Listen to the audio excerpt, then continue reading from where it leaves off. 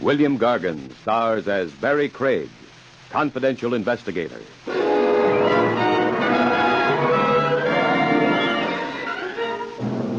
Refer to a guy as the ghost of his former self. Look twice at the getup he's wearing. He might be sporting a bedsheet. The National Broadcasting Company presents William Gargan in another transcribed drama of mystery and adventure with America's #1 detective, Barrie Craig, confidential investigator.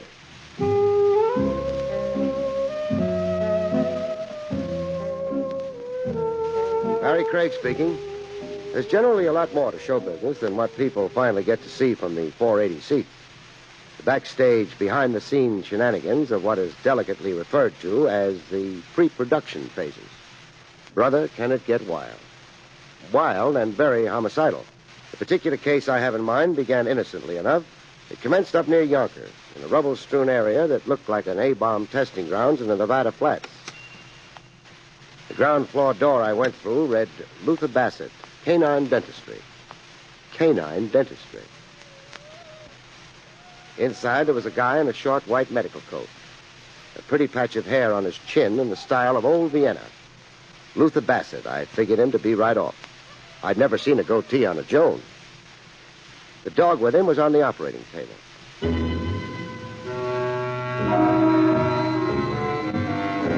A while later, in a cubicle off the operating room, Dr. Bassett and I tried to reach an understanding. I thank you for coming so promptly, Mr. Craig. Well, you phoned me. You said urgent.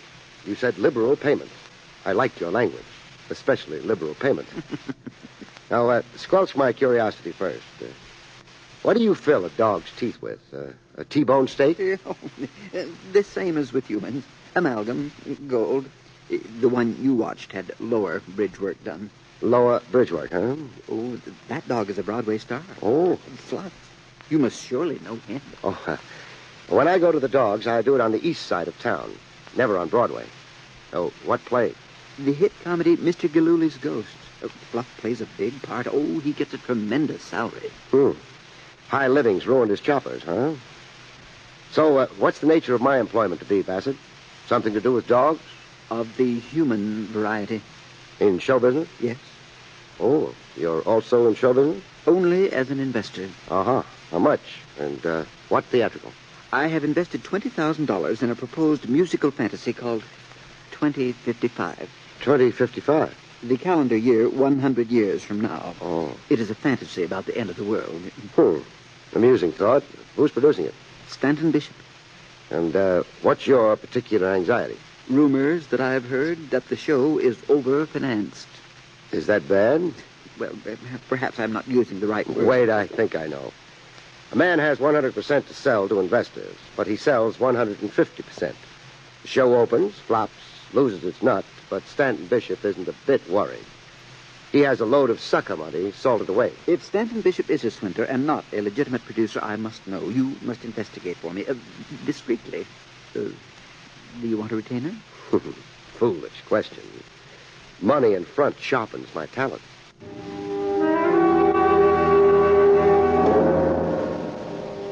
I found Stanton Bishop in a rented rehearsal hall on a side street along the main stem. Black Homburg, pink cheeks, yellow teeth, suede shoes. When I found him, he was pulling producer's rank on a lot of long-stem dolls in dancing tights. Girls, tomorrow I want to see more bounce, more jump. The title of the number is A New World is Born. That means leaps and ecstasy. You've got to prove it to the customers. Dismissed for the day. I listened while he complimented the baritone. Mr. Eduardo Bernard, you sang and all I heard was a television commercial for a mouthwash. Before signing as a lead baritone, you should first have your adenoids removed. You're fired from this show.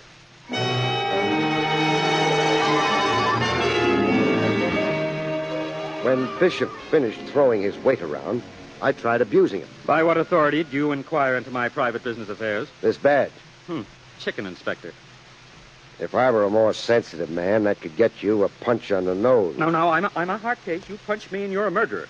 The book, please. Book? What book? The one you keep for your own information. The record of investors and money. Who and how much. Now, where do you keep it? Why, in my safety vault. Not here in your desk? Here in my desk? Huh. Why? to accommodate sneaks like you? That laugh sounded very falsetto to me. You stay out of my desk. It's personal. It's sacred to me. Oh, I'll bet. Oh, would this be it? You give me that ledger. Yeah, wrestle with me, Buster? Okay, if you must be placated. Now, don't oversleep, Buster. I get through this book, my hunch is we'll have things to talk over.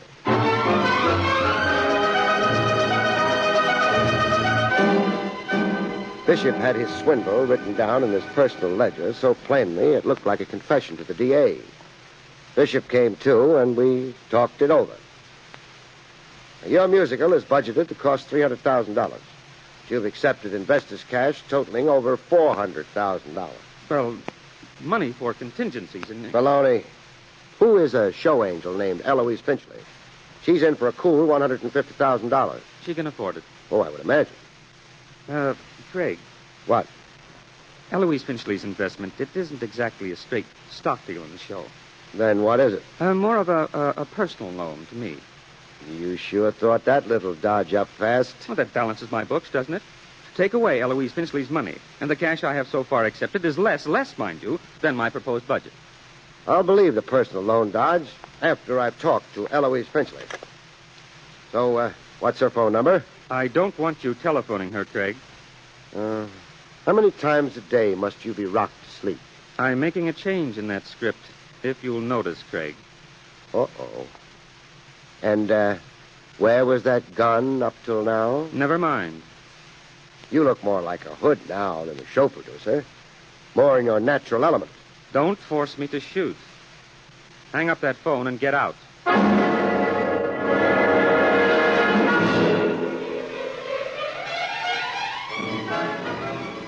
Bishop's violent urge to get me out of his office at that moment was nothing impulsive, as I soon found out.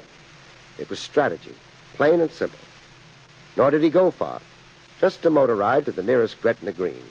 Gretna Green being shorthand for any place where marriage could be completed as fast as a couple could chirp, "I do." I read all about it in the morning papers.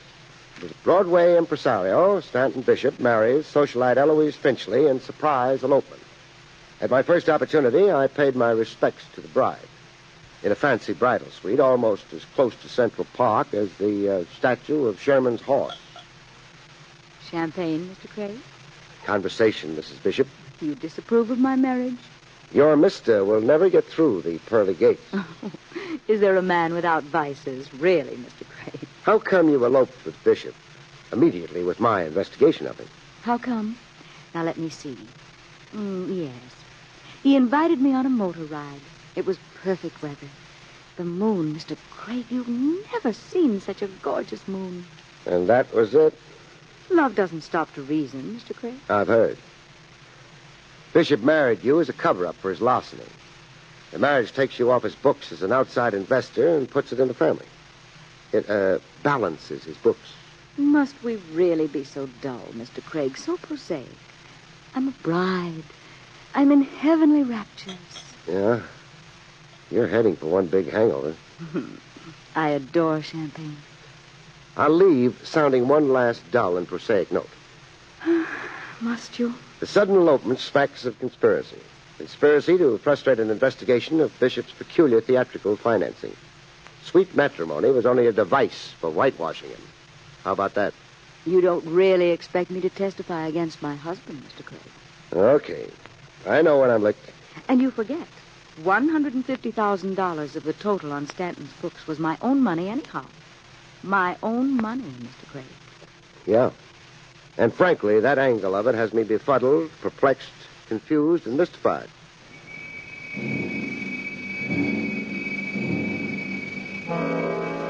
I reported back to my client, the canine dentist, Luther Bassett. Well, who's the dental patient now, Bassett? Another famous dog actor? Oh, yes. This is Rinky Tin Tin. Rinky Tin Tin. Reputed to be a grandnephew of Rin Tin Tin. Wow. Genuine aristocracy. And what show is Rinky in? The World and the Egg. It's a play about reincarnation. What does Rinky play in it? Napoleon. The dog is the 20th century reincarnation of Napoleon. Oh. Mind you, it is an allegorical play. Yes, I get you. Well, you can leave your $20,000 with Bishop or not, as you please. You mean the operation is legitimate? Now it is. I think I scared him into legitimate producing. I mean, if Bishop actually has the show business know-how for producing musicals. But he was first contemplating a swindle? With every breath in his body. Then I will withdraw my investment. Well, you won't get all of it. Not at this date. Bishop has had some pre-production costs already. But salvage what you can. Go ahead. Well, my cost to you is $300. Pay me off, Bassett.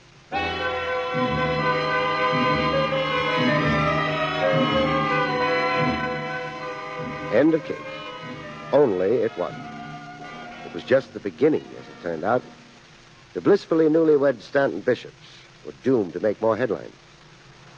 Gruesome ones this time. I saw it first on a street newsstand. Mrs. Stanton Bishop. I could only see that much. Hey, give me that paper, boy. The whole headline read, Mrs. Stanton Bishop killed in street mugging. It had sure been a short honeymoon.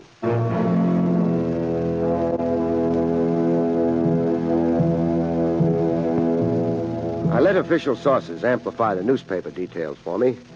In this case, a first-grade detective in homicide named Scotty. What's your interest in the late Mrs. Stanton Bishop, Craig? I mourn her passing. How did she go? A street assault. And what was taken? So far as we know, her purse, a diamond wristwatch, and her wedding ring. According to whom? Stanton Bishop, when he identified the body. Mm-hmm. What police results so far? None. No clue to the alleged mugger? You hit the word alleged. Why? Because, frankly, I'm skeptical. Your reason? Nothing concrete, so I won't give it yet. What was the cause of death? Strangulation? A broken neck. She'd been hit with the side of the palm, a rabbit punch. It's a favorite blow with mugger. Or a killer trying to make it look like a standard mugging. Now, where did it happen? 54th and 9th. We found the victim in an areaway. Hard to believe. What is? A lady of her style being at 54th and 9th to begin with. Eloise Finchley Bishop was Park Avenue, very perfumed, very upper class. Not always. Well, what would that mean? Our check into her pedigree turned up some interesting facts. She was posing as a socialite, and her maiden name, Finchley, was an assumed one. Then who was she, really? Eloise Berkey. Father was a railroad brakeman. Parents now both dead. Eloise herself was a dress model when she worked. Not that there's any law against posing as society folks. No, there isn't. Only one thing really has me confused now. Yeah, what's that, Gregg? Well, where would a sometimes dress model get $150,000 for a theatrical investment?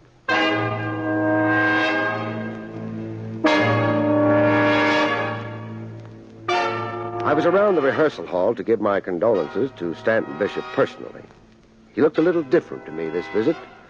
The pink cheeks were sallow, deep lines in his face, like he'd had some new worries added. What do you want here, Craig? What was Mrs. Stanton doing on the wrong side of town? How should I know? Well, what was stolen from her? I've already told the police. Well, tell me. Her pocketbook, a diamond wristwatch, and her wedding ring. Craig, you're not going to maliciously persecute me. Shouldn't I? Well, I'm in mourning. I experienced a horrible tragedy. I think of how Eloise died. I have nightmares. I'm in a cold sweat. Sad. What's happened to her $150,000? Craig, please, not at a time like this. Tough to answer, huh? Look, I'm straight, clean as a new baby. Maybe I had ideas once, wrong ideas, but all right, you cured me. Now, let me live.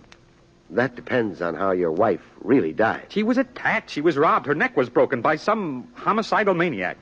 Oh, that's how it was made to appear. Then you are going to persecute me maliciously. At least until you explain to me how an ex-dress model was able to invest a fortune in your show. Also, what really was the attraction that got you two married? Heckle me or embarrass me with the police and the public. You'll only make trouble for yourself. Did you murder your wife and fob it off as a mugging by a person or persons unknown? No. I tell you no.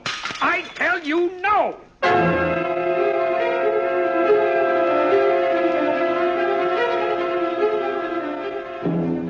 I did a further check into the background of the corpse with the grudging connivance of first-grade Detective Scotty. Hey, Craig, I can get reprimanded for this. Or promoted. Yeah, promoted for letting you into an apartment officially sealed to the public. Now, look, I solve this. I quietly turn the information over to you. I don't take a bow. You get a promotion and a raise. Boy, are you good at dangling sucker bait. Well, Eloise Berkey, alias Finchley, ex-dress model. Where did she ever get $150,000? Well, squat somewhere, Scotty, while I look around.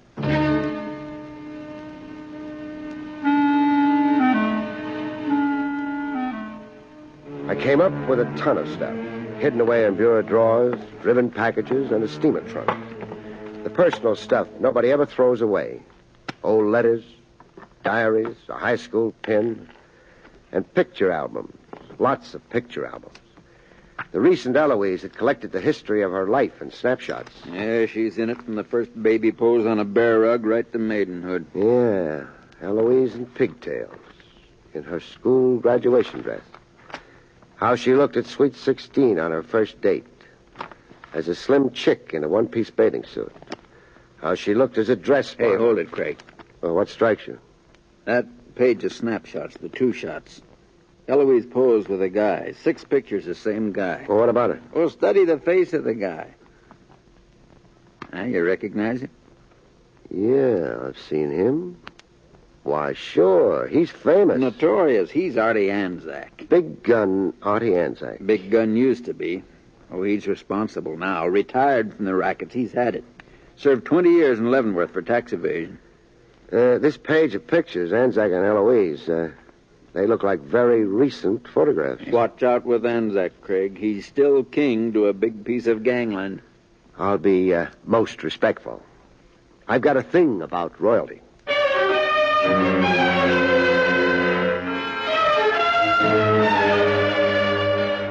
Anzac lived like royalty should. A heavily wooded estate on the outskirts of the city, with a high stone wall around it like the side of a mountain. I found him practicing golfing putts on a library rug. I talked while Anzac concentrated on his stance. When he'd figured out his answers, he gave them to me. Sure I know Eloise. Sweet kid. Sweet dead kid. Yeah. Ain't it a shame? Out walking and that's it. Still, everybody dies. Some just go sooner. What was she to you, Anzac? A babe. I bought her a coat. I bought her one of them foreign cars. And then I moved on to another babe. Period. Period. I'm not poor. Spread the wealth, I figure. Did it bother you when Eloise married Stanton Bishop? No, not a bit. I'm for marriage. My mother was married. I even sent them a wire of congratulations with a load of flowers that cost me a C note. Craig, I already had another babe. Yeah, you said. Now I'd like to get back to my putting, huh? I'm in a tournament tomorrow. But I'm not through talking. What else is it? Well, I'm at the point now of mentioning $150,000.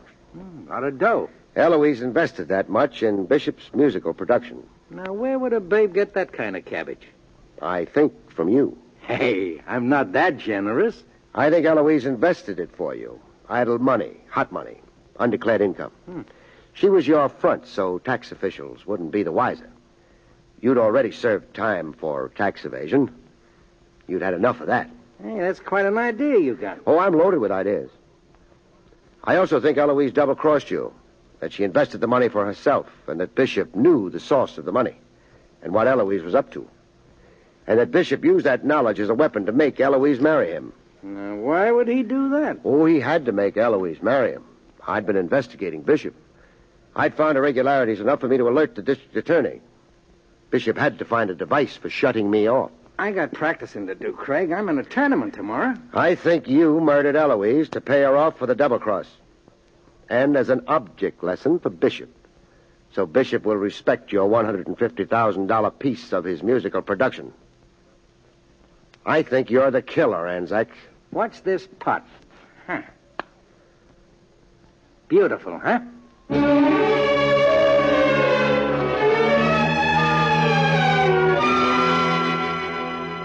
I left Anzac to drive home. Anzac's wooded estate adjoined a famous state park, popular with campers, hikers, and hunters. Signs on roadside trees advertised the 2-week open hunting season. Deer was the big game. I almost qualified. A rifle shot through my side window that almost skinned my scalp. A wild shot, I wondered. Or was it a devoted Anzac subject trying to please the king? It was one of the things in life I'd never know.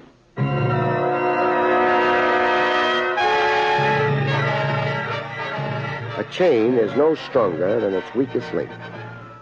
Stanton Bishop figured to be the weak link. An easy mark for a trick designed to get corroborating evidence against a suspected killer.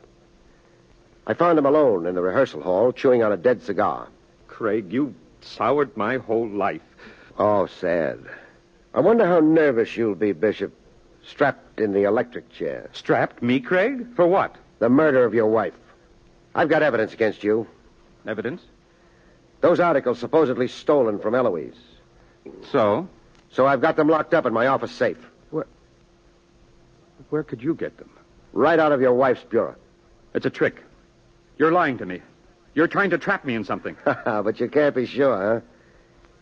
You ad-libbed a story of stolen articles to make the alleged mugging plausible. Why were you so anxious to have it written off as an unsolved mugging? Who are you afraid of? Now, you clam up, you'll only be a fall guy, Bishop. Who's the somebody else, Bishop? Come on, it's trembling on your lips. Anzac. Artie Anzac. He murdered Eloise, and I'll tell you why. Oh, don't bother to. I already know why.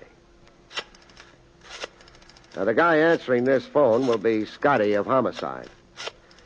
Tell your story to him. From here on, it's his case. Hello, Scotty. This is Barrie Craig. Scotty, I've got a guy here who's going to mean your raise and promotion. Yes, sir. A Craig promise is always redeemable in cash.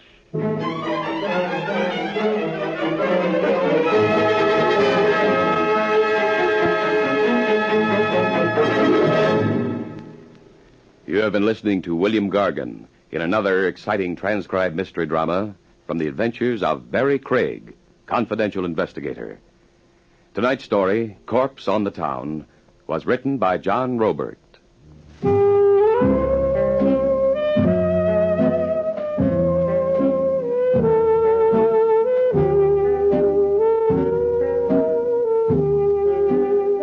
Next week, it's the strange story of The Golden Touch, about which Barrie Craig has this to say. In The Golden Touch, a doll with amnesia forgets everything but her alibi when her partner in unholy matrimony takes a second fatal leap out of her arms and into eternity.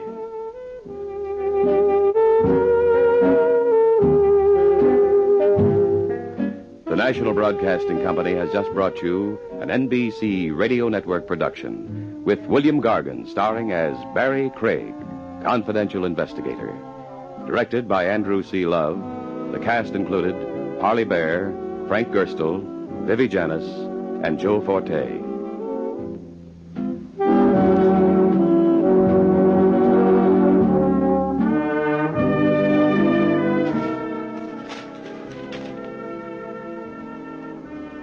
This is the NBC Radio Network.